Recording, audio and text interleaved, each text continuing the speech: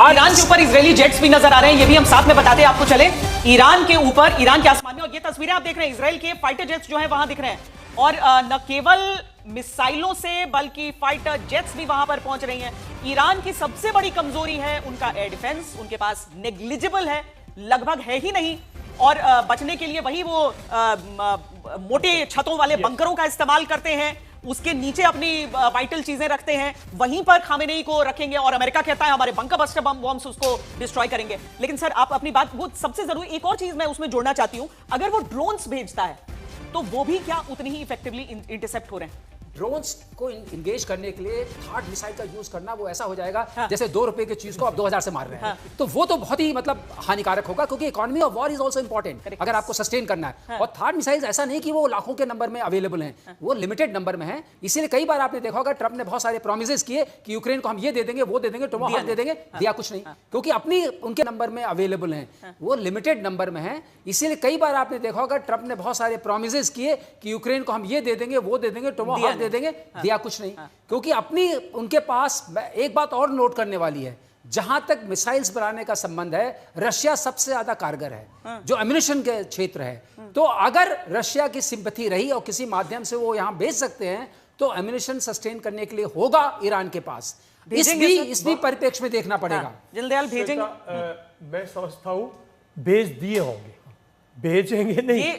ये जो लल एक्सरसाइज हुई है, बिल्कुल ये जो लल था, चाइना और रूस की तरफ से हथियार उनके पास छोड़े गए होंगे। देखिए चाइना तो बहुत अनरिलायबल फ्रेंड है, हाँ। ईरान का कि दुनिया का अनरिलायबल फ्रेंड है, लेकिन रशिया बहुत रिलायबल फ्रेंड है।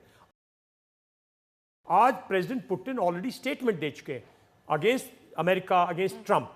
तो अगर ये एक्सरसाइज हुई थी तो मेरा मानना है, और अगर अब भी वो चाहेंगे तो भेज सकते हैं, उनके पास कॉरिडोर है, उनके पास पूरी के पूरा कॉरिडोर है, आर्मेनिया कॉरिडोर है, आर्मेनिया से ईरान में, अफगानिस्तान आज के दिन बहुत न्यूट्रल स्टेट की तरह काम करेगा। तो भेजने के लिए रशियन के बाद बहुत अपॉर्चुनिटी है, लेकिन मेरा मानना यह है कि रशिया इस टाइम पे अगले 20-25 दिन में जो यूरोप है ना, जो यूक्रेन में लड़ रहा है, उसको सॉर्ट आउट करेगा। नया धमाका हो गया है, यूएई की राजधानी अबू धाबी में नया धमाका। अब ये है अलग अलग शहरों में देखिए जो आप अटैक्स देख रहे हैं। पहले तो हम आपको ये बताएं कि शुरुआती जो आक्रमण की लहर रही वो उन जगहों पर रही है जहां पर बेसिस हैं, यूएस मिलिट्री बेसिस हैं, लेकिन कुछ उन शहरों पर भी मिसाइलें दागी गई हैं जहां पर इस तरीके से कम ऑफिशियली प्रेजेंस की बात सामने नहीं है। सुशांत सरीन भी हमारे साथ जुड़ गए हैं। सुशांत जी, जिस तरीके से ये पूरी जो लहर चल पड़ी है, ये 7-8 देश इन्वॉल्व हो गए हैं इसमें, ऐसे ऐसे शहरों पर अब धमाके की वहां से तस्वीरें आ रही हैं जहां पर सिविलियंस भागते हुए दिख रहे हैं। क्या कर दिया ट्रंप ने? ट्रंप ने तो ये तो देखिए इसकी तो संभावना थी, क्योंकि ईरान ने तो अपनी नीयत जाहिर कर दी थी कि अगर उनके ऊपर हमला हुआ तो वो फिर अपनी पूरी कुव्वत के साथ ना सिर्फ इजराइल को या अमरीकी जो बेड़ा है उसको टारगेट करेंगे, लेकिन जितने सारे अमरीकी बेसेस हैं उस सारे खित्ते में जो फैले हुए हैं, वो कतर में है, बहरीन में है, सऊदीया में है और जगहों पे हैं, उन सबको टारगेट करेंगे। तो मेरे ख्याल ईरान ये दिखा रहा है कि उसके पास अभी क्षमता है इनको टारगेट करने की।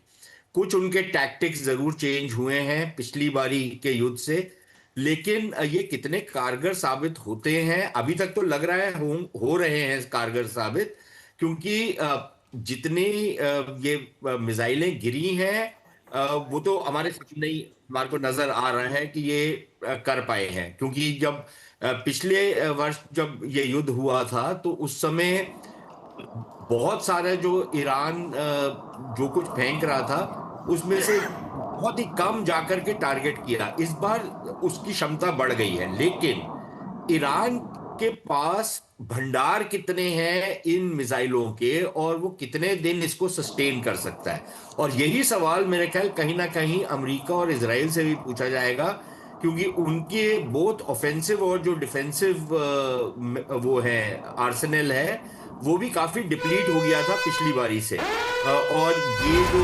अमेरिकी जनरल है वो ये बता भी रहे थे ट्रंप को कि हालात इस तरीके के हैं। अब ये क्या 30 फाइटर जेट्स ईरान के एयर स्पेस में इजराइल के 30 फाइटर जेट्स इस समय हैं।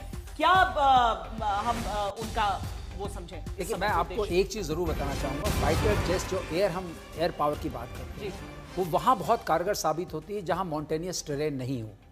और 51 to 52% इनका माउंटेनियस टेरेन है और डेजर्ट है ईरान का।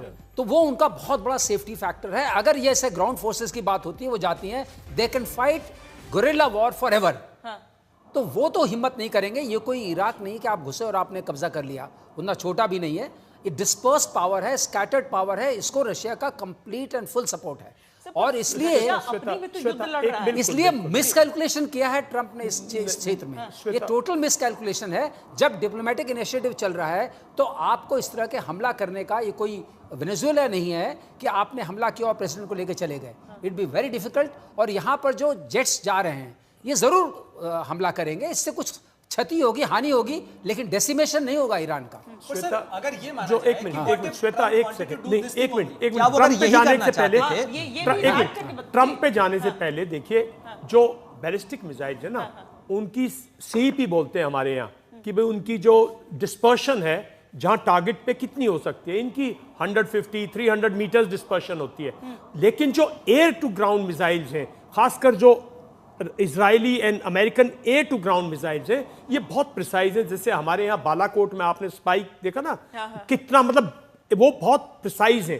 तो बिकॉज ऑफ एयर पावर, जो प्रिसिजन शूटिंग है, इजराइल और अमेरिका वो ट्राई करेगा एलिमिनेट करने की लीडरशिप को। पर सारा मुद्दा सरफेस में तो ईरान, बिल्कुल इसमें शक की बात। देखिए, ग्राउंड फोर्सेस पे अगर बात आई तो ईरान की फोर्सेस नहीं लड़ेंगे। सरफेस टू सरफेस मिसाइल्स की बात देखिए, सरफेस की सीपी है उसकी जो उसका एरर है ना, जो उसका एरर है वो 150 to 300 मीटर है। अब यूएई ने कहा है कि ईरान के हमलों का हम भी जवाब देंगे। बिल्कुल। अब ये नहीं है कि अमेरिका का एयरबेस, यूएई, चूंकि अबू धाबी में 2 हमले हो चुके हैं, 2 मिसाइलें गिर चुकी हैं तब से, चौथा ईरान, और अब यूएई ने कहा है कि हम ईरान को जवाब देंगे।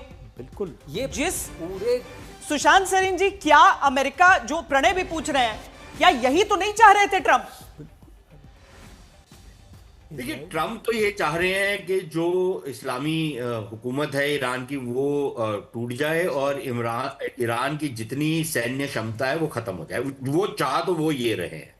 लेकिन मेरे ख्याल जिस तरीके की ईरान की रणनीति है, वो बड़ी रिस्की रणनीति है, क्योंकि बहुत सारे ये जो खाड़ी के देश थे, ये कह रहे थे कि भाई हम नहीं चाहते कि यहाँ पर युद्ध हो, और हम इसमें भाग भी नहीं लेना चाहते, हम अपनी जमीन का इस्तेमाल भी नहीं होने देंगे। वो यहाँ तक कह रहे थे। अब वो उसमें कितनी सच्चाई है और कितना दिखावा है, वो एक अलग बहस है।